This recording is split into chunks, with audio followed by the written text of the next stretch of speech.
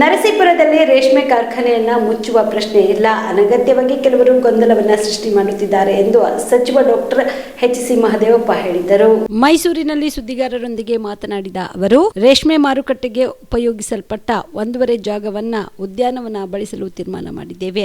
ಈಗ ಮತ್ತೆ ಆ ಆದೇಶವನ್ನು ಮರುಪರಿಶೀಲನೆ ಮಾಡುತ್ತಿದ್ದೇವೆ. ರೇಷ್ಮೆ ಕಾರ್ಖಾನೆಗೆ ತೊಂದರೆ ಆದ್ರೆ ಆ ಜಾಗದಲ್ಲಿ ಕ್ರೀಡಾಂಗಣ ಮಾಡುವುದಿಲ್ಲ.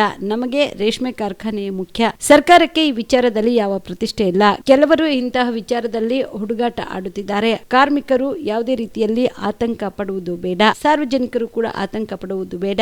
ರೇಷ್ಮೆ ಕಾರ್ಖಾನೆ ಬೆಳವಣಿಗೆಗೆ ನಮ್ಮ ಸರ್ಕಾರ ಅತಿ ಹೆಚ್ಚು ಒತ್ತು ಕೊಟ್ಟಿದೆ. ವಿಚಾರ ಗೊತ್ತಿಲ್ಲದವರ ಬಾಯಿಗೆ ಬಂದ ಹಾಗೆ ಮಾತನಾಡುತ್ತಿದ್ರೆ ಏನ್ ಹೇಳೋದು ಎಂದು ಕಿಡಿಕಾರಿದರು. ರೇಷ್ಮೆ ಕಾರ್ಖಾನೆಗೆ ಕುಂದು ಬಾರದಂತೆ ಕಾಪಾಡುವುದು ನಮ್ಮ ಜವಾಬ್ದಾರಿಯಾಗಿದೆ. ಇದರಲ್ಲಿ ಅನುಮಾನವೇ ಬೇಡ. ಬಿಜೆಪಿಯವರು ರಾಜಕೀಯಕ್ಕಾಗಿ ಸುಮ್ಮನೆ ಗೊಂದಲವನ್ನ ಸೃಷ್ಟಿ ಮಾಡುತ್ತಿದ್ದಾರೆ ಎಂದರು. ಅಲ್ಲಿ ಒಂದು ಕ್ರೀಡಾಂಗಣ ಸ್ಥಾಪನೆ ಮಾಡ್ತಾ ಇದ್ದೀರಿ, ಇಡೀ ಕಾರ್ಖಾನೆನೇ ಮುಚ್ತೀರಿ ಅನ್ನೋ ರೀತಿಯಲ್ಲಿ ಪ್ರತಿಭಟನೆಗಳು ಶುರುವಾಗುತ್ತೆ. ನಮಗೆ ಆಶ್ಚರ್ಯ ಏನು ಅಂದರೆ, ನಾವು ಯಾವ ಕಾಲಕ್ಕೂ ಯಾವ ಸಂದರ್ಭದಲ್ಲೂ ಕಾರ್ಖಾನೆಯನ್ನು ಮುಚ್ಚಿ ಅನ್ಯ ಉದ್ದೇಶಕ್ಕೆ ಜಾಗನ ಮಾಡಿಸುವಂಥ ಯಾವ ಪ್ರತಿಷ್ಠಿತ ನಿಲುವು ಇಲ್ಲವೇ ಇಲ್ಲ. ಯಾಕೆ ಕೆಲವರು ಹಿಂಗೆ ಪ್ರತಿಯೊಂದನ್ನು ರಾಜಕೀಕರಣಗೊಳಿಸ್ತಾರೋ ನಮಗೆ ಗೊತ್ತಿಲ್ಲ. ಸಂಬಂಧಪಟ್ಟ ಮಂತ್ರಿ ವೆಂಕಟೇಶ್ ಅವರು ಚರ್ಚೆ ಮಾಡಿದ್ದಾರೆ ಅಲ್ಲಿಯ ಕಾರ್ಮಿಕರ ಜೊತೆಗೆ. ನಾವು ಎಲ್ಲ ಹೇಳಿದ್ದೀವಿ, ಡಿ ಸಿ ಅವರು ಹೇಳಿದ್ದಾರೆ.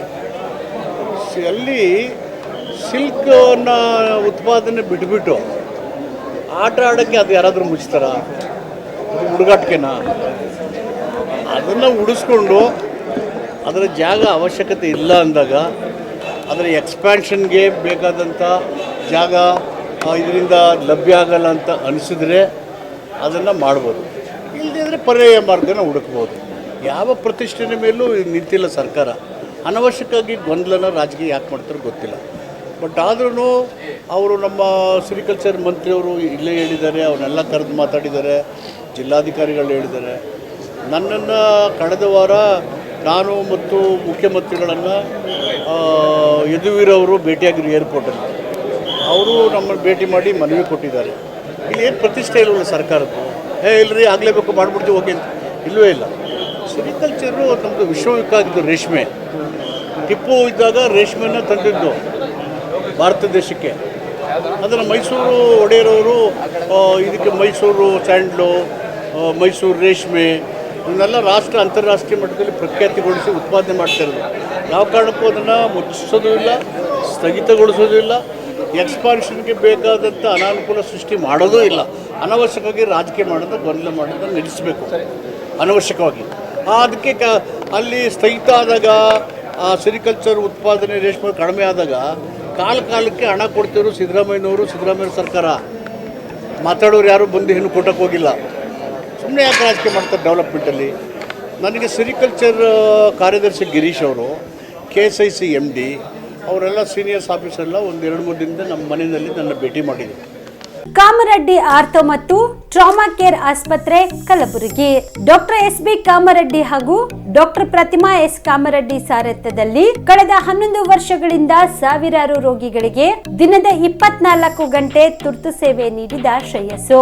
ಆರ್ಥೋ ಚಿಕಿತ್ಸೆಗೆ ನುರಿತ ವೈದ್ಯರ ತಂಡ, neuro surgery, joint replacement surgery, interventional pain clinic, plastic surgery, facial maxillo surgery, ದಿನದ 24 ಗಂಟೆ ಲ್ಯಾಬ್ ಸೌಲಭ್ಯ, ದಿನದ 24 ಗಂಟೆ ಮೆಡಿಕಲ್ ಸೌಲಭ್ಯ, ಡಿಜಿಟಲ್ ಎಕ್ಸ್ರೇ, ದಿನದ 24 ಗಂಟೆ ಬ್ಲಡ್ ಬ್ಯಾಂಕ್ ಸರ್ವಿಸ್, ದಿನದ 24 ಗಂಟೆ ಆಂಬ್ಯುಲೆನ್ಸ್ ಸೌಲಭ್ಯ.